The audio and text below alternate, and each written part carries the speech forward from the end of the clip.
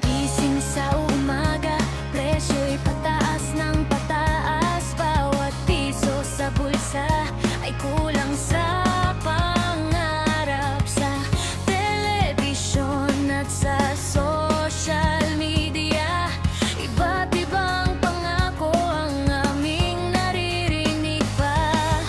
Ang manggagawa'y patuloy na lumalaban kahit pagod ang katawan sa araw-araw na hanapan. Umaasa na balang araw ay magbabago at giginhawa rin ang buhay ng bawat tao.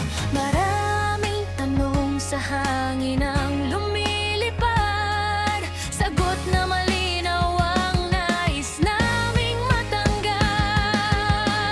Saan patungo ang ating bayan? Kailan mararating ang inaasam? Sa gitna ng ngayay at pagtatalunan, boses ng mamamayan sana'y pakinggan. Hindi kami kalaban, hindi rin kaaway.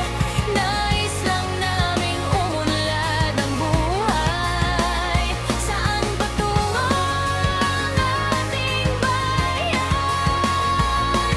Pag-asa pa rin, unil aming tangan. May mga proyekto at bagong programa, may mga pumapalakpak, may mga kumukontra. Ngunit sa kalsada at sa mga tahanan, ang mahalaga'y pagkain at kabuhayan. Kabataan ay may mga pangarap, nais makahanap ng magandang bukas. Mga magulang na may patuloy sa sakripisyo para maitawid ang pamilya sa unos ng panahon. Hindi sa salita lamang nasusukat ang tagumpay, kundi sa pagbabago na ramdam ng sambayanan. Kapag nagkaisa ang puso't isipan, mas matatag ang ating kinabukasan. Saan patungo